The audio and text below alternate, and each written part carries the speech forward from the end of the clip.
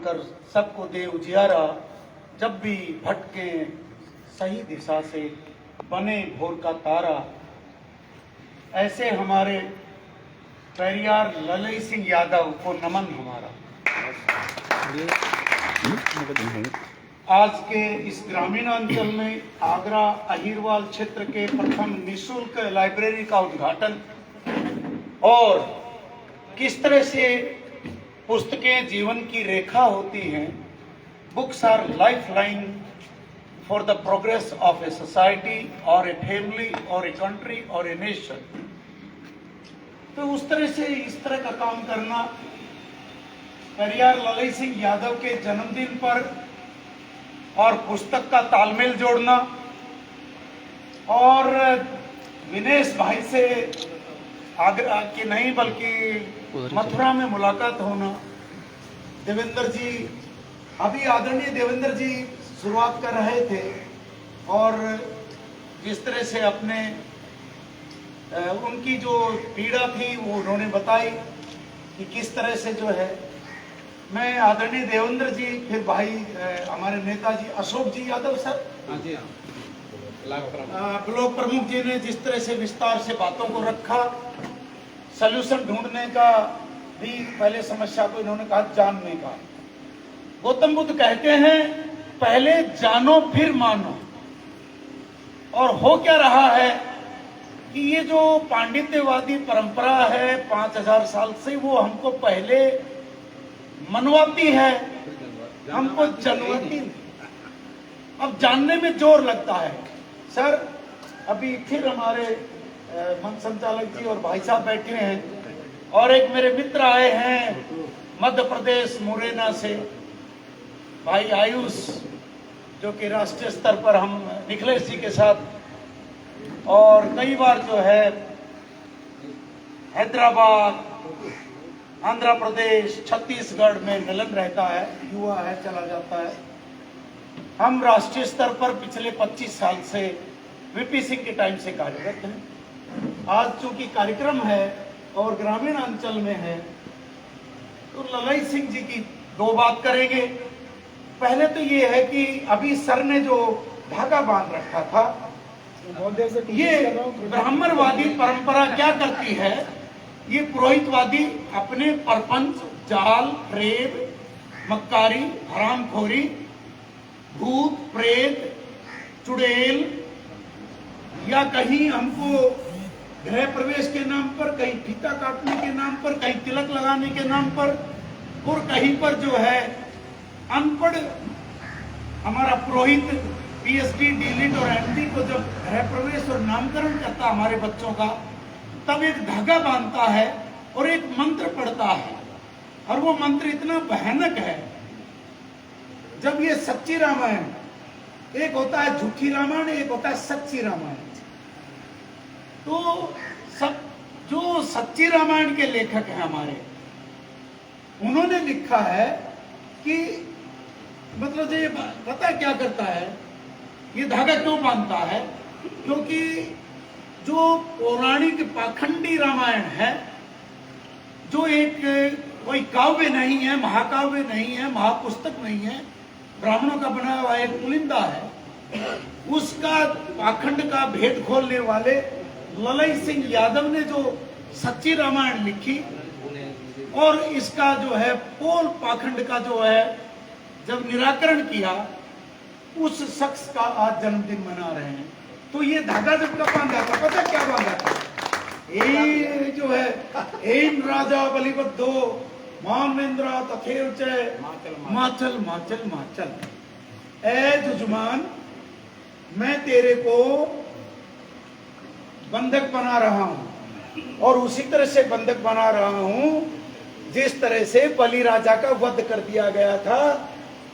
राम जैसे दुष्टाचारी, व्याभिचारी, हत्यारी राम ने धोखे से हमारे बलिष्ठ आदमी का वध कर दिया था। इसी तरह से मैं तेरे को माचल माचल माचल, मैं तेरे को इमोबाइल बना रहा हूं, तेरी गति को खत्म कर रहा हूं, तेरी मोबिलिटी को जीरो कर रहा हूं, और तेरी जो होने वाली पत्नी है उसको 3 दिन के लिए अपने घर पवित्र करने ले जा रहा हूं, और पवित्र करके फिर तुझे लौटाने आऊंगा, जब तक तेरा सारा परिवार गूंगे गूंगे गूंगे। तुमको मैं गूंगा और बहरा बना के जा रहा हूं। ये मतलब हमारे सुप्रीम कोर्ट में सिद्ध हुआ है। ललाई सिंह जी की किताब, ये बात कह रही है। माननीय सुप्रीम कोर्ट के justice PN Bhagwati, justice Krishna Iyer और जस्टिस हमारे एक मुसलमान जस्टिस है, तीनों ने ललाई सिंह की किताब को सुप्रीम कोर्ट तक लड़ाई लड़नी पड़ती। सच्ची रामायण की उस क्रांतिकारी, उस परमवीर चक्रधारी ललाई सिंह यादव की सच्ची रामायण है, वो पुरानी पाखंडी रामायण है, उसके विरोध में लिखी हुई है।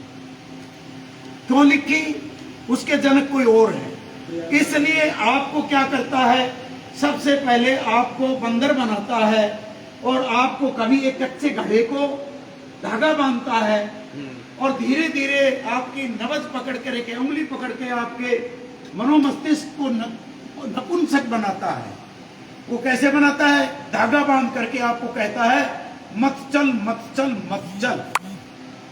इमोबिलिटी जो है जहां भी होती है, इस इमोबिलिटी को तोड़ने के लिए दुनिया में जिन महापुरुषों ने जन्म लिया, उनमें डॉक्टर B.R. अम्बेडकर, ज्योतिबा फुले, सावित्रीबाई फुले, क्रांतिवीर जगदेव बाबू, क्रांतिवीर हमारे अर्जक संघ के रामस्वरूप वर्मा जी, क्रांतिवीर भारती जी, डॉक्टर भारती, और बहुत सारे क्रांतिवीर। उनमें एक वीरों में एक वीर है ललाई सिंह यादव, उसका जन्मदिन मना रहे हैं। तो ललाई सिंह यादव मुरैना में जब पुलिस में थे तो किस तरह से उन्होंने जुल्म को सहा, और इनके जो गुरु थे वो बहुत बड़े समाज सुधारक थे। सामाजिक क्रांति के जो प्रणेता होते हैं, उन सामाजिक क्रांति में दक्षिण में जो प्रणेता हैं, दक्षिण में 2 विचारधाराएं चलती हैं, द्रविडियन विचारधारा और एक आर्यन विचारधारा। बुरा मत मानना, मैं स्वामी दयानंद के चारों वेदों को पढ़कर, साथियों 16 विषय में एमए किया था, कभी 2 विषय में एमफिल किया था, 2 में रिसर्च किया हुआ है, 7 बार पीसीएस में, 2-3 बार आईएएस जो है यूपीएससी 85 में सोशियोलॉजी से पढ़ा था। विश्वविद्यालयों में पढ़ते पढ़ते 63 साल चला गया। 82 में एमए इंग्लिश कुरुक्षेत्र विश्वविद्यालय में गए थे, 85 में पंजाब चंडीगढ़ में थे, मुड़ के नहीं देखा। तो ब्राह्मणवादी व्यवस्था, परपंचवादी व्यवस्था, पुरोहितवादी व्यवस्था आपको सबसे पहले आपके मन को नपुंसक किस तरह से करती है, आपकी मानसिकता को। देखिए, ये तो सबको पता है कि हमारे यहाँ 3% जनसंख्या वाले लोगों ने 97% संसाधनों पर कब्जा किया हुआ है। ये पॉलिटिकल स्टेटमेंट नहीं है, ये सत्यता है। वो 3%, 97% जुडिशरी पे कब्जा है। आपके ब्यूरोक्रेसी, जो आज किताबें विनेश जी ने दिखाया, सिविल सर्विसेज के अंदर जिन किताबों को medieval India, modern India, ancient India, NCERT का बुक अभी इनकी टेबल पर रखा था, उन किताबों को जब विद्यार्थी पढ़ेंगे तो निश्चय ही लाभान्वित होंगे। परंतु दिशा देने का, बात को जानने का, पहले जानो। ऐ भोले किसान तू 2 बात ले जान, एक बोलना सीख ले, एक जानना सीख ले, एक कर ले दुश्मन की पहचान। ऐ मेरे भोले किसान। हमारे हरियाणा के सर छोटू राम, मेरे राम तेरे राम, तुला राम सर छोटू राम, किसान नेता हुए थे अंग्रेजों के टाइम में। उनका अपना जो है दुख दर्द है, वो दर्द जो है वही दर्द पेरियार का दर्द है कि आप पहले जाने फिर माने। व्यवस्था सदियों से आपको क्या कर रही है वो आप जानते हैं। कार्ल मार्क्स तो कहते थे कि workers of the world unite, you are nothing to lose but the shackles of slavery. है दुनिया के लोगों, तुम्हें दास्ता की जंजीरें तोड़ने के सिवाय तुम्हारे पास कुछ नहीं है। यदि कुछ जानना चाहते हो तो सबसे पहले दुनिया में दास्ता की जंजीरें तोड़ो और इस पिंजरे से बाहर निकलो। ललई सिंह भी यही कहते थे कि आप गुलामी की जंजीरें तोड़ो, ब्राह्मणवाद की परखच्चे उड़ाओ, और ये जो सत्ता है ये आपको कुछ देने वाली नहीं है। इसलिए नई सोच के साथ नई विचारधारा सामाजिक क्रांति के प्रणेता बने और गुलामी की जंजीरों को तोड़ करके आगे आए। क्योंकि वो किसान, कानपुर में एक किसान के घर पैदा हुए, बहुत अच्छे किसान थे, परंतु उन्होंने जो ये ज्ञान की प्राप्ति की जिसको पूरा दुनिया जानता है, जो भी पढ़े लिखे लोग हैं वो ज्योतिबा फुले को जानते हैं। ज्योतिबा फुले का सत्यशोधक समाज से प्रेरित होकर के हमारे ललई सिंह, और दक्षिण के अंदर जिसमें महान शख्सियत का नाम लेना चाह रहा था, खासकर जब आप विनेश जी बच्चों को जब बताएंगे freedom movement of India, Bharat का स्वतंत्रता संग्राम का जो ये इतना बड़ा सिलसिला है, फलसफा है, वो चाहे हिंदी में पढ़ लेना, सिविल सर्विसेज में, यूपीएससी में भी पूरा का पूरा paper, modern thinkers and makers of the history and 1857 से 1947 तक का जो मॉडर्न हमारा जो रिफॉर्मिस्ट है, सुधारवादी लोग हैं, वो किताबें जो आपने रखी हैं तीनों की तीनों मैंने देख ली है। आपने जो है इंडियन पॉलिटी की जो किताब रखी है सामने, वो बिल्कुल जो है बहुत ही काबिल तारीफ है, क्योंकि उसको हिंदी और इंग्लिश माध्यम में नई सड़क पर किताबें मिलती हैं। उन्हीं किताबों को एक किताब आपको बताऊं, ललई सिंह जी के जो गुरु थे वो कौन थे? हमारे पेरियर रामास्वामी नायक, जो बहुत बड़े विश्व के दक्षिण में क्रांति लेके आए, और उन्होंने कहा कि तुम ये सारे के सारे जो आर्यन ब्राह्मणवादी व्यवस्था है, उनका स्वामी दयानंद का 1875 का आर्य समाज का जो स्थापना था, उससे लेना देना कुछ नहीं था, क्योंकि आर्य समाज तो 3 प्रांतों में समेट करके चौथे में खत्म हो गया। 1875 में दयानंद जी ने जो स्थापना की बॉम्बे के अंदर,